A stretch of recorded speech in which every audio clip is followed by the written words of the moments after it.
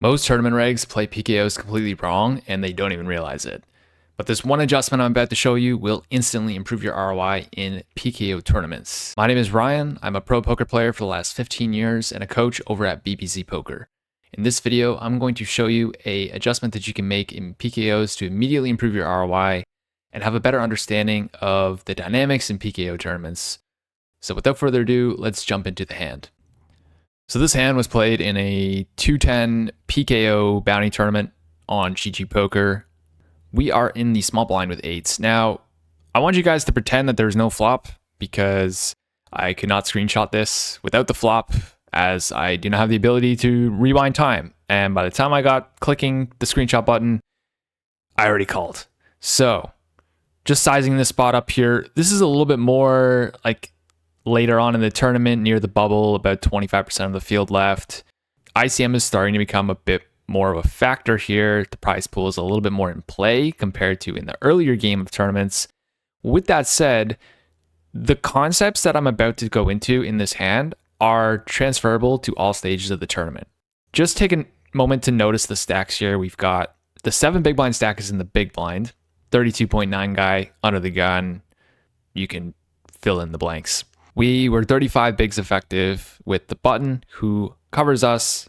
Quite a healthy stack. He is in second place in the tournament. One of the things in these type of spots that I see a lot of people do is, as the small blind player, they are just not cold calling button opens very much. And even when the big blind becomes a larger bounty, they're not cold calling anywhere near what they should be in order to capture that bounty equity. So in this spot, eights looks like a pretty standard 3-bet, whether it's for a jam or for a non-all-in sizing against the button. But given that the bounty on the big blind is in play, and when I say in play, I mean it's the odds of us capturing it are actually relatively high because of the fact that his stack is only 8 big blinds to start the hand. If the big blind had 40 big blinds or 32 big blinds and we covered by a couple big blinds, yes, that bounty is in play, but to a lesser extent. In order to get that many chips in, that player is going to have a larger value threshold for stacking off. Whereas with 7 to 8 big blinds, if you get post flop, if you flop any piece of it, you're pretty much just going with the board. So this bounty is very in play, and that's what I mean by that. As a result, we should be cold calling a fair bit in the small blind. It's not that this bounty is super big, but what if the big blind's bounty was 4 or even 5 times larger than what it currently is? How would our strategy then shift as the small blind? I'm going to open up HRC and show you guys the difference between cold calling versus a button open in this situation where the big blind has a start bounty and the situation where the big blind has many multiples of a start bounty, how much our range deviates. And from there, you'll be able to get a bigger picture, a clearer picture of how far off you are in these type of situations. And keep in mind that this is in the later stages of the game where we're getting some ICM in play. So in an earlier game, you can imagine that if this type of spot comes up, you would probably be cold calling even wider in the small blind versus a button open. But in order to set the frame, let's jump into HRC and take a look. All right, so before we jump into the ranges, I will just mention that the bounty size is worth approximately 2.5 big blinds. It's a little bit more. I'm not going to bore you with the math on that. The calculator takes that into account. Just for those of you who are wondering, hey, what's the bounty worth? What's it like relative to the stack? It's looking at about 2.5 bigs, a little bit over that, okay? So yeah, button, 63.4% open. I'm not so sure that everyone is hitting this. I know some of you guys are for sure. Some of the more chiseled bounty players. And this is a start bounty, right? In the big blind. This isn't like he's got piles. I feel like this range might be something you would see more if somebody was opening into someone with a larger bounty. Whereas here, I almost feel like this is somewhat not respected enough. Even in this later stage in the tournament where the button doesn't have that much ICM pressure to apply yet with a quarter left, but they're getting some. I almost think that some of you are a little bit too tight. Now, I play in Ontario, so that could be it. Even in other pools, I think some of us are missing these opens. So right away, when you see a button open 63.4%, that's wider than chips, right? What would be your natural instinct in the small blind then? Somebody who's opening 63% of hands. What's your like immediate I must adjust thought process? Well, I can tell you that most people are probably going to lean heavier on 3-bets. And when I showed you the hand that I cold called and we faced a post-flop situation with 8s, some of you may have been thinking, who is this nit for cold calling? Why aren't you 3-betting 8s? Small blind. Oh, look at that. I picked the one combo of pocket pair, not the 3-bet. Solver brain. Just kidding, obviously. So we've got a situation here where we, instead of 3-betting more against a 63% open, which might be the natural adjustment for some of us, we're actually cold calling more and we're 3-betting a lot less. We're 3-betting not all in almost never. I mean, and this is a start bounty, right? This is probably a shock to many of you. And I'm saying that it probably is, and that's a bit of an assumption, but I'm saying this because I don't see many people playing a strategy like this.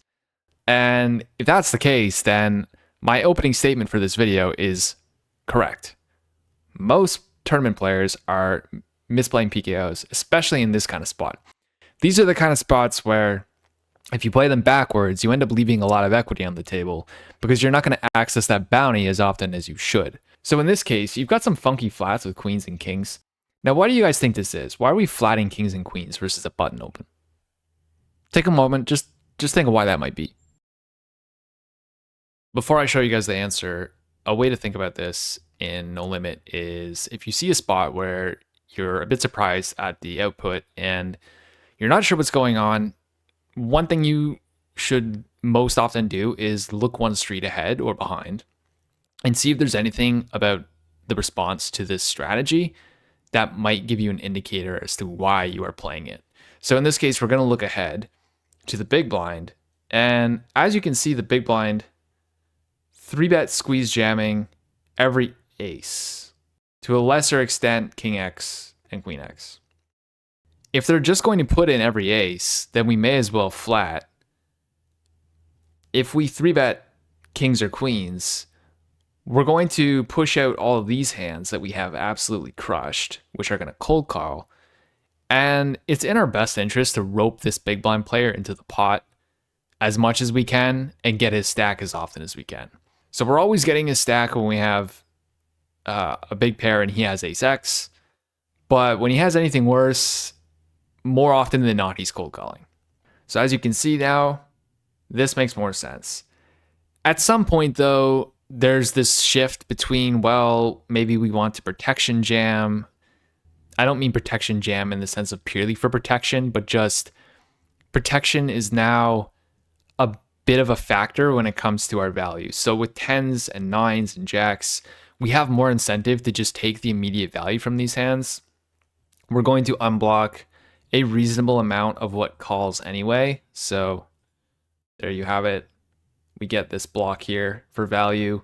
And what we don't do is we don't get the big blind to come along and peel with Queen X or Jack X if we have 10s or King X and get a cheaper opportunity to outdraw our hand. And same goes for allowing the button to realize equity with hands like weaker King X and Queen X and Jack X. So there's always a bit of a tug of war between options when it comes to these hands in No Limit. There's a push-pull effect. You have competing opportunity costs in each direction. Equilibriums will form, and then sometimes you're going more on the 3-bet, and other times you're going more on the call. The factors that lead to calling in this spot couldn't outweigh the factors for 3-betting for a hand like pocket 10s.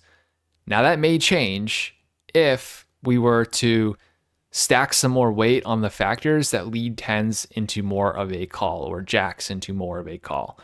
But given the model right here and given the bounty size in this model, we are dealing with 3-betting 10s pure and occasionally 3-betting jacks and 9s.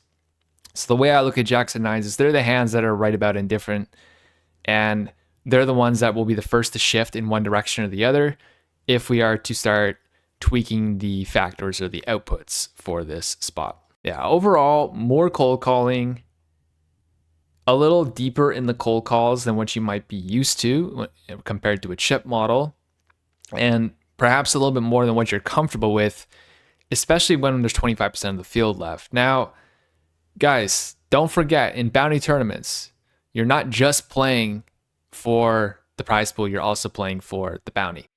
Some of you might need to think a little bit more in terms of playing for the prize pool because some of you are way out of line everywhere, and thinking more about the prize pool might actually help you more.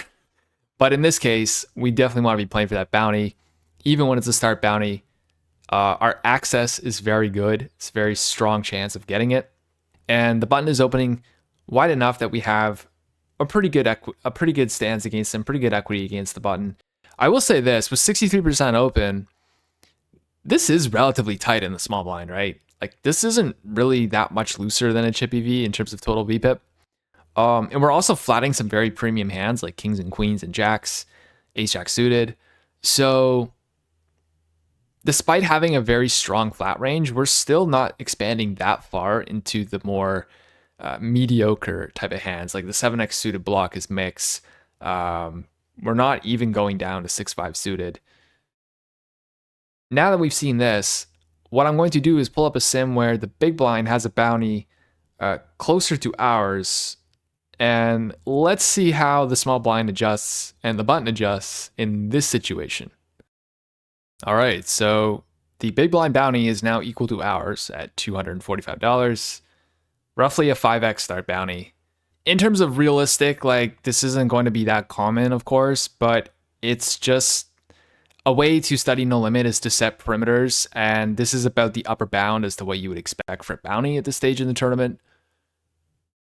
Obviously, if a player has this much of a bounty, they're more likely to have a larger stack, but occasionally you do end up getting stacked or losing a good chunk of your stack and getting down sub 10 BB when you have a large bounty. So I don't think it's that unrealistic, but it's just not as common as, say, having a $100 bounty or a $150 bounty. Now, in this case, the button is opening 92.6%. Yeah, it's hard to have much of a sample in this particular spot, but one thing to keep in mind is the player's bounty is actually worth more than their stack. So if that's the case, you pretty much just go for it, with a few exceptions of hands that do absolutely terribly three-way. Roughly speaking, the bounty is now worth about 2x the player's start stack. It's not important to get the absolute precise number right. We're just trying to size it up so we have at least some idea of what's going on. And if the big blind has that much bounty, the thing about this spot and the thing about bounties in general is it doesn't really matter how big someone's bounty is. It's a matter of whether you can actually capture it. So as a result, you don't see the small blind playing heaps of 3-bets because heaps of 3-bets doesn't actually capture the big blind's bounty. What captures the big blind's bounty is developing a wider cold call range. And as you guys can see, wider cold call range from everything. We just call a lot. We're only really 3-betting some blocker jam stuff, which, to be fair, is very competitive between call and jam. It's very close, and I could even see some future game type arguments being made for never having a 3-bet here. Taking a look at pocket tens, this was the hand that was pure 3-bet in the min bounty model, and now it is overwhelmingly a call, and it's not even close. This should help paint a bit of a picture as to that tug of war between two competing factors or multiple competing factors. Whereas roping in the big blind bounty by cold calling, pocket tens has a lot more value in this line because of the fact that the big blind's bounty is so big. So that large bounty is now outweighing the benefits of choosing to 3-bet tens. We're not getting compensated enough by 3-betting tens from the button, despite the fact that they have a 92% open range. We're just not making enough money in that line. The more that we 3-bet the spot, the more that we force the big blind out of the pot, and the less we capture his bounty. Overall, much different strategy than what I think most people would intuitively think or guess. I know it's tempting to try and attack the guy who's opening a ton, But sometimes in bounties, we don't really care. We just want to cold call and try and rope in the guy behind us. If you guys are interested in a more deep dive in this spot, into post-flop, how do we navigate post-flop, what's going on, some exploitative adjustments, some exploitative stuff around pre-flop, like button opening too tight into this exact situation, how do we adapt to that, and more details regarding early game and mid game play, where this concept still overlaps. I cover that in my bounty course over at BBZ Poker. So you can find the course there on BBZ site, or you can go to the link in the description. I'll leave a link in the description below, assuming that's okay with the YouTube stuff. There is a lot to unpack with this hand, but I think the main takeaway is cold call wider when you have access to bounties behind.